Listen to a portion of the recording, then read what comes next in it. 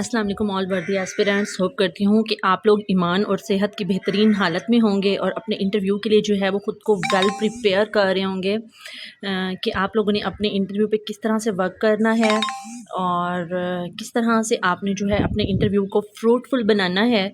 तो आज की मेरी जो वीडियो है वो भी इसी मकसद के लिए मैंने बनाई है कि जितना हो सकता है आप लोगों के लिए मैं भी कंट्रीब्यूट करूं और जितनी टिप्स मैं आप लोगों को और जितनी ट्रिक्स मैं आप लोगों के साथ शेयर कर सकती हूँ वो मैं आप लोगों से ज़रूर शेयर करूँ ताकि आप लोग भी अपनी दुआओं में मुझे याद रखें। तो आप लोगों का टाइम मैं वेस्ट नहीं करूँगी और जो है मैं प्रोसीड करूँगी अपने टॉपिक की तरफ। तो जो फर्स्ट पॉइंट रेज़ होता है ना हमारा, वो ये रेज़ होता है कि how to select interview centre. हम लोग असल में करते क्या हैं, जो जितने भी पार्टिसिपेंट होते हैं आप लोग ऐसा करते हैं कि आप लोग अपने आप को वेल प्रिपेयर करते हैं, अच्छा सा ड्रेस स्टिच करवाते हैं, आप लोग जो है अपना इंट्रो अच्छा सा प्रिपेयर करते हैं, बहुत ज़बरदस्त अच्छे सेशंस लेते हैं, दिन रात आप लोग एक कर देते हैं अपनी लाइफ को जो है वो स्टेबल करने के लिए।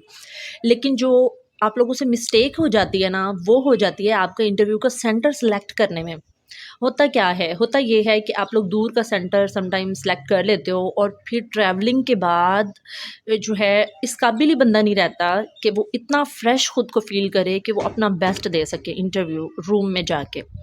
तो जब आप इतने एग्जॉस्टेड होंगे ट्रैवलिंग के बाद और आपको रिलैक्स करने का टाइम भी नहीं मिलेगा, ऊपर से जो सिचुएशन है वो इतनी ट्रिमेंडस हो जाती है, इतनी आप ऐसे समझ लें कि टेंशन वाला माहौल क्रिएट हो जाता है कि आप लोग खुद को रिलैक्स ही नहीं कर पाते। तो उसमें बेटर ये होगा, मेरी फर्स्ट सजेशन आप लोगों को ये होगी कि आप जो है ना अपना इंटरव्यू सेंटर वो सिलेक्ट करें जो आपके नियरेस्ट हो। उससे आपको एक तो बेनिफिट ये हो जाएगा कि आप टाइमली रिलैक्स वे में अपने घर से मूव कर सकते हैं और टाइमली आप लोग अपने इंटरव्यू सेंटर पे पहुंच सकते हैं और आप लोग जो है एग्जॉस्टेड भी नहीं होंगे और ख़ुद को फ्रेश फील करेंगे। जब आप फ्रेश होते हैं तो फिर आप डेफिनेटली एक अच्छा इंटरव्यू जो है प्रेजेंट करने के काबिल हो जाते हैं। लेकिन जब आप एग्जॉस्टेड होते हैं तो आपके अंदर जितना भी स्टेमिना हो, आपने जितनी भी अच्छी प्रिपरेशन की हो, आप इस काबिल नहीं रहते कि आप एक अच्छा इंटरव्यू जो है वो प्रेजेंट कर सकें या आप एज एक गुड प्रेजेंटर ख़ुद को उनके सामने शो कर सकें पैनल के सामने। तो मेरी ये सजेशन आपको यही होगी कि आप नियरेस्ट सेंटर को सिलेक्ट करें। अच्छा, और जो है आप कोशिश करें कि आप अगर नियरेस्ट सेलेक्ट नहीं करना चाहते, कुछ प्रॉब्लम्स हैं, कुछ पर्सनल इश्यूज़ हैं, तो मतलब अगर पैनल में आपको लगता है कि कोई ऐसा बंदा होगा जो आपको पर्सनली जानता है, वो आपको हार्म कर सकता है, तो फिर मेरी आपको हम्बल सजेशन ये होगी कि आप लोग कोशिश करें कि आप वो वाला सिटी सेलेक्ट करें जहाँ से आपकी यूनिवर्सिटी की एकेडमिक्स है। जब आप अपनी यूनिवर्सिटी की एकेडमिक्स वाले सिटी को प्रेफर करेंगे तो उसमें आपको थोड़ा सा एज ये मिल सकता है कि इंटरव्यू पैनल में आपके वो टीचर हो सकते हैं जिनके साथ आपकी अच्छी केमिस्ट्री आपने डेवलप की हुई होगी। एज ए स्टूडेंट आपका एक अच्छा इमेज उनके माइंड में पहले से ही डेवलप हो चुका होगा। तो उसमें आपको बेनिफिट ये मिल जाएगा कि जो आपके टीचर्स हैं उनका पहले ही एक माइंड मैपिंग उन्होंने कर ली हुई होती है क्योंकि आपके बारे में, तो वो आपको जो है अच्छे मार्क्स दे सकते हैं। आप गुड मार्क्स सिक्योर करने के लिए ख़ुद को जो है ज़्यादा एलिजिबल फील करते हैं अगर पैनल में कोई आपका टीचर बैठा हो या कोई आपका जाने वाला बंदा बैठा हो और आपकी उनके साथ टर्म्स भी अच्छी रह चुकी हों। ठीक हो गया। अच्छा, समटाइम ऐसा भी होता है कि कुछ लोग जो है वही सिटी सेलेक्ट कर लेते हैं और इल्लक ये हो जाता है कि पैनल में ऐसा बंदा बैठा होता है जो उनके एंटी होता है। तो इन चीज़ों में जो लक है वो बहुत ज़्यादा रोल प्रिपेयर करती है। तो आपने अपने सिचुएशन के अकॉर्डिंग देख लेना है कि आप कैसे स्टूडेंट थे या टीचर्स के साथ आपकी केमिस्ट्री कैसी थी या जो है आपके लिए कौन सा सेंटर जो है वो सूटेबल है। तो मेरी तो हम्बल सजेशन यही होगी कि आप ज़्यादा दूर का सेंटर जो है वो सिलेक्ट ना करें, उसमें आपके लिए प्रॉब्लम्स हो सकती हैं। ठीक हो गया। अब नेक्स्ट की तरफ हम मूव करते हैं, वो है जी waiting in the waiting room. लोग इस पॉइंट पे बहुत ज़्यादा फोकस नहीं करते कि वेटिंग रूम में उन्होंने अपने टाइम को फ्रूटफुल कैसे बनाना है। ठीक हो गया। तो इसमें जो है मेरे पास आपके लिए जो फर्स्ट सजेशन है वो ये होगी कि ऐसे लोग जो नेगेटिवली बिहेव कर रहे होते हैं इंटरव्यू के वेटिंग रूम में, आप उनसे ख़ुद को दूर रखें काइंडली। उनको अपने पास भी ना पटकने दें, क्योंकि जो उनकी नेगेटिव वाइब्स हैं ना वो डेफिनेटली आपके अंदर भी इन्फ्यूज़ हो जाएंगी और फिर आप जो हैं खुद भी नेगेटिवली जो है वो सोचना शुरू कर देंगे। और फिर जब एक बंदा नेगेटिवली सोचता है तो वो डेफिनेटली नेगेटिवली बिहेव भी करता है।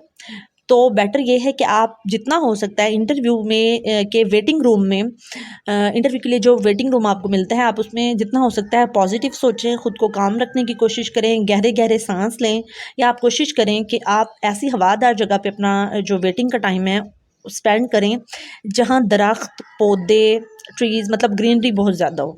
उसमें ये हो जाएगा कि जब फ्रेश ऑक्सीजन आपके अंदर जाएगी ना, तो वो आपकी एंग्जाइटी को, आपकी टेंशन को, आपके जो तनाव वाला माहौल है उसको थोड़ा सा कम करने में आपके लिए हेल्पफुल प्रूव होगी।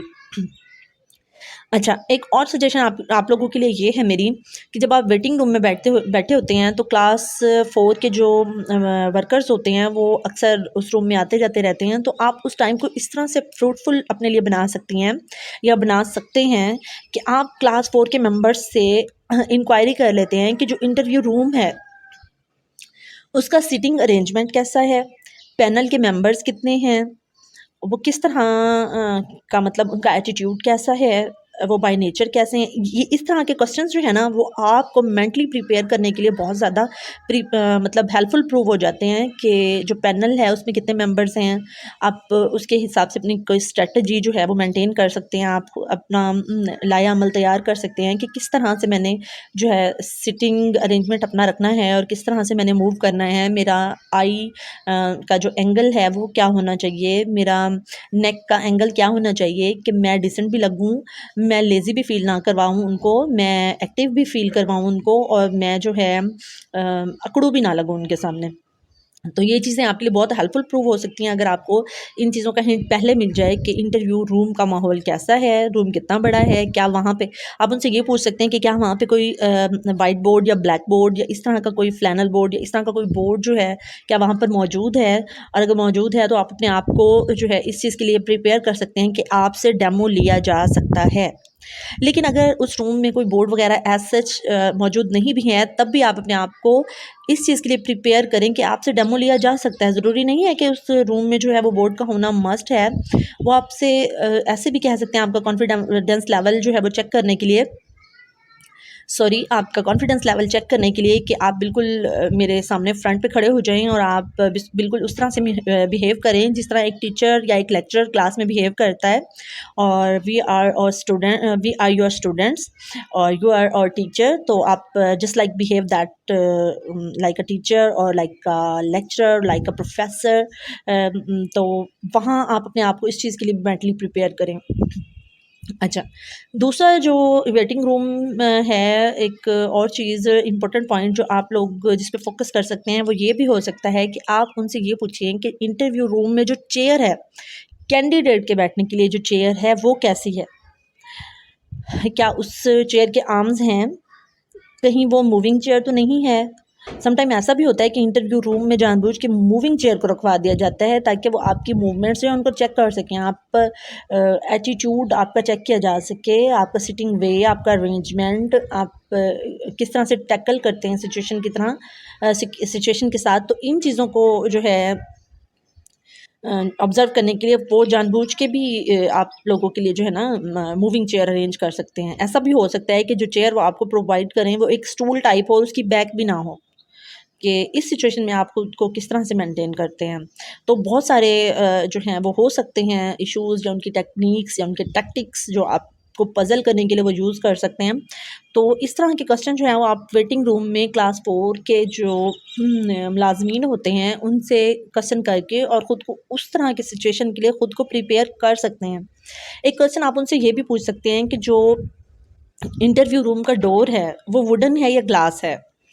फिर जब आपको ये इन्फो मिल जाती है तो आप खुद को उस सिचुएशन के लिए भी पहले से ही मेंटली प्रिपेयर कर सकते हैं कि अगर ग्लास डोर है तो डेफ़िनेटली आप ऑब्ज़र्व किए जाएंगे।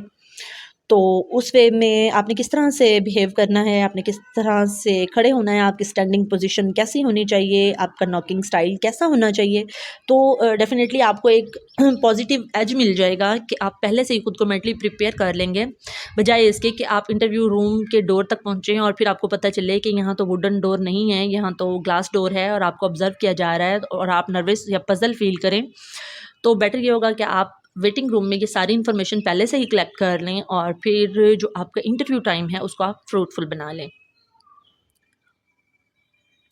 चलें जी, अब हम ये देखते हैं कि हमने इंटरव्यू में रूम जो है उसमें एंटर किस तरह से होना है कि हमारी पर्सनैलिटी जो है एक पॉजिटिव इफ़ेक्ट हमारे इंटरव्यूवर्स पे जो है वो डाल सके।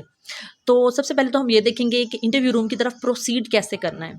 जैसे ही आपका नाम अनाउंस किया जाता है या बेल जो है वो रिंग करती है और आपका नाम पुकारा जाता है कि मैम या सर आपकी टर्न आ गई है, तो आपने रशली चले नहीं जाना, दौड़ के नहीं जाना कि हाय मेरा टाइम ना चला जाए, वो कहीं उन पे ये इंप्रेशन ना पड़े कि जी मैं जो है टाइम का ख़्याल नहीं रखती या ख़्याल नहीं रखता या मैं पंक्चुअल नहीं हूँ, मैं रेगुलर नहीं हूँ, मैं टाइम की कदर नहीं करता। आपने बिल्कुल भी इस चीज़ को नहीं सोचना। आपने एटलीस्ट 30 सेकंड्स खुद को ज़रूर देने हैं। मैं ये भी नहीं कहती कि आपने वहाँ खड़े होकर टाइम वेस्ट कर देना है कि हाँ जी मैं तो बड़ा रिलैक्स बंदा हूँ और मैं आराम से मूव करता हुआ आऊँगा। नहीं, मैं जस्ट ये कहना चाह रही हूँ कि आपने ख़ुद को एटलीस्ट 30 सेकंड ज़रूर देने हैं, ताकि वो जो एक फीलिंग्स आती हैं ना बंदे को या वाइब्स आती हैं जब उसका नाम पुकारा जाता है और वो एंग्जाइटी सी फ़ील करता है या नर्वस सा फ़ील करता है, तो आप उन 30 सेकंड्स में 3-4 गहरे-गहरे साँस लेंगे और जितनी ऑक्सीजन आप अपने लंग्स में भर सकते हैं, आप उसको भरें और फिर अपने रब को याद करते हुए आप उस ऑक्सीजन को जो है वो रिमूव करें। तो ये चीज़ भी आपकी एंग्जाइटी, आपकी टेंशन को रिमूव करने में हेल्पफुल प्रूव हो सकती है। उसके बाद आप मूव करें अपने इंटरव्यू रूम की तरफ और अगर वुडन डोर है तो वेल एंड गुड, उसमें तो आप किसी भी पोजीशन में स्टैंड कर सकते हैं और आप डोर को नॉक कर सकते हैं। लेकिन अगर ग्लास डोर है तो फिर definitely you are being under observation of your panel. उस सिचुएशन में आपने अपना स्टैंडिंग स्टाइल जो है उस पे फ़ोकस करना है, आपने अपने नॉकिंग स्टाइल पे फ़ोकस करना है, आपने अपने आप को एक वेल मैनर्ड और वेल बैलेंस्ड पर्सनैलिटी शो करना है। अच्छा, जब नॉकिंग आप करेंगे तो उसमें आप पहले इंटरव्यू से 2-3 दिन पहले आप कोशिश करें कि बल्कि अभी से आप लोग प्रैक्टिस स्टार्ट कर दें कि इंटरव्यू रूम का जो डोर होगा आपने उसको किस तरह से नॉक करना है। आप नॉक करके देखें, आपको खुद फ़ील होगा कि अगर आप ज़्यादा तेज़ी से नॉक करते हैं तो ऑकवर्ड सा फ़ील होता है, या अगर जस्ट एक बार आप नॉक करके छोड़ देते हैं और फिर अगेन आप नॉक करते हैं तो ये भी काफ़ी ऑकवर्ड सा लगता है, या 3-4 बार आप नॉकिंग करते हैं तो ये भी काफ़ी जो है स्ट्रेंज फ़ील होता है। तो बेटर वे ये है कि आप अपनी जो फर्स्ट फिंगर है जिसको हम शहादत की उंगली भी कहते हैं, उससे 2 बार डोर को नॉक करें और उसके बाद डोर को हल्का सा पुश करें, उसको ओपन करें, हाफ़ ओपन करें और फिर आप परमिशन सीक करें। परमिशन सीक करने के लिए आप डिफरेंट सेंटेंसेस यूज़ कर सकते हैं, जैसा कि may I come in sir या मैम। डेफ़िनेटली आप ये भी कह सकते हैं कि may I enter, can I join you sir. और इस तरह के डिफरेंट सेंटेंसेस हो सकते हैं, वो आप अपने हिसाब से जो आपकी पर्सनैलिटी को सूट करता हो वो आप उसको चूज़ कर सकते हैं। और उसके बाद आ जाती है ग्रीटिंग्स की बारी। जब आप रूम में एंटर हो जाते हैं और अपनी चेयर पे बैठने से पहले आपने ग्रीट करना होता है अपने पर्सनैलिटी, अपने रिलीजन के अकॉर्डिंग। तो आपने उसमें ये देखना है कि आपने जस्ट एक ही बार सबको ग्रीट नहीं कर लेना। हेलो, हाय, अस्सलाम वालेकुम, या ग्रीट करने का आपका जो भी स्टाइल है, आपने उसमें ये देखना है कि आपने इंटरव्यू पैनल में जितने भी मेंबर्स हैं सबको बारी-बारी अलग-अलग से जो है ग्रीट करना है। उससे बेनिफिट ये हो जाएगा कि आपका इंटरव्यू स्टार्ट होने से पहले ही आप अपना इंटरव्यू 30% अपनी साइड पे मोल्ड कर चुके होंगे। ये साइकोलॉजिकली जो है आप उनको हिट कर चुके होंगे। देखिए, साइकोलॉजी का एक रूल होता है कि जितनी आप किसी को इम्पोर्टेंस देते हैं, तो सामने वाला बंदा भी आपको उतनी ही इम्पोर्टेंस देता है। तो जब आप हर बंदे को अलग-अलग इम्पोर्टेंस दे रहे हैं, तो वो बंदा भी, अगला बंदा जो है वो भी तो आपको उतनी ही इम्पोर्टेंस देगा ना। और मज़े की बात ये है कि जितने भी पैनल के मेंबर्स हैं उन सब के पास मार्क्स हैं आपको देने के लिए। तो आप ग्रीटिंग में अगर एक बंदे को ज़्यादा फोकस कर लेते हैं या ज़्यादा इम्पोर्टेंस दे देते हैं, तो मोस्टली होता ऐसे है कि चेयरमैन साहब को ही ग्रीट कर लिया जाता है और बाकी सबकी तरफ सिर्फ देख लिया जाता है। तो उसमें ये होता है कि डेफिनेटली चेयरमैन साहब के पास आपको देने के लिए मार्क्स ज़्यादा होते हैं, 40 to 50 मार्क्स चेयरमैन साहब के पास ही होते हैं। लेकिन जो बाकी के 60 या 50 मार्क्स जो हैं वो पैनल के बाकी मेंबर्स के पास होते हैं, तो उनका आप क्या करेंगे? तो बेटर ये है कि आप हर बंदे को अलग-अलग से ग्रीट करें, तो उसका बेनिफिट ये हो जाएगा कि आप अलग-अलग सबको सबके मार्क्स सिक्योर करने के काबिल हो जाएंगे। उसके बाद आ जाते हैं कि सिटिंग चेयर के ऊपर जो सिटिंग है वो आपकी किस तरह से होनी चाहिए। समटाइम ऐसा होता है कि जो चेयर है वो जानबूझ के उसकी डायरेक्शन जो है वो चेंज करके रख दी जाती है, या तो आपसे पहले जो कैंडिडेट आता है वो उसको चेंज करके जाता है, या फिर पैनल इंटेंशनली उसकी डायरेक्शन चेंज करके रखता है, या साइकेट्रिस्ट जो है जो उस पैनल में मौजूद होता है वो इन छोटी छोटी चीज़ों से आपकी पर्सनैलिटी को जज करने के लिए चेयर की जो एंगल है वो चेंज कर देता है कि देखें आप इस सिचुएशन में क्या बिहेव करते हैं। तो उसका बेस्ट वे ये है कि आप चेयर को चेयरमैन, क्योंकि दरमियान में चेयरमैन साहब बैठे होते हैं, तो चेयरमैन साहब के बिल्कुल 90 एंगल पे बिल्कुल स्ट्रेट अपनी चेयर को रखें। और रखने का बेस्ट वे ये है कि आप चेयर को घसीटें नहीं, उससे एक अनइंटेंशनल किस्म का एक नॉइस जो है वो प्रोड्यूस होगा, और इंटरव्यू रूम का माहौल इतना पुरसकून होता है कि वो शोर जो आपकी चेयर के घसीटने से पैदा होगा वो आपकी पर्सनैलिटी पे नेगेटिव इफ़ेक्ट डाल सकता है। तो बेटर ये है कि आप हल्के से उस चेयर को उठाएं, उसको सीधा करके रख दें, और फिर उसके बाद आप जो है उस चेयर पे बैठें, लेकिन चेयर पे बैठने से पहले आप परमिशन उनकी सीख करेंगे। ठीक हो गया। उसके लिए भी आप डिफरेंट अच्छे से सेंटेंसेस जो हैं वो प्रिपेयर करके जा सकते हैं। जब आपको चेयर पे बैठने की परमिशन मिल जाती है तो चेयर के अगर आर्म्स हैं तो बेटर ये है कि आप अपने दोनों आर्म्स की कोहनियाँ जो हैं अपनी एल्बोज़ जो हैं वो चेयर के आर्म्स पे टिका के, और दोनों हाथ जो हैं वो अपनी लैप में रख सकते हैं, अपनी गोद में रख सकते हैं। और एक चीज़ जो आपने अवॉइड करनी है वो ये है कि आपने क्रॉस फिंगर्स नहीं करनी। जो क्रॉस फिंगर्स होती हैं ना वो आपकी एंग्जाइटी, आपकी टेंशन को शो करती हैं, और जो साइकोलॉजिस्ट वहाँ पे बैठा होता है वो इस चीज़ को, इन्हीं चीज़ों को नोट कर रहा होता है ड्यूरिंग इंटरव्यू। तो बेटर ये है कि आप अपने हाथ को जो है स्ट्रेट वे में अपनी लैप में रख लें, और उसके बाद जो है आप अपना आई कांटेक्ट जो है उस पर वर्क करें। तो आई कांटेक्ट में के लिए ये है कि अगर आप इतने कॉन्फिडेंट हैं, आप खुद को इस काबिल समझते हैं कि हाँ आप जो हैं आप में इतना स्टेमिना है, आप में इतने गट्स हैं कि आप जो है सामने वाले बंदे की आइज़ में देख के और अपने फुल कॉन्फिडेंस के साथ आप क्वेश्चंस को टैकल कर सकते हैं, देन वेल एंड गुड। ये तो आपके लिए बहुत ही ज़्यादा पॉजिटिव प्रूव होगा।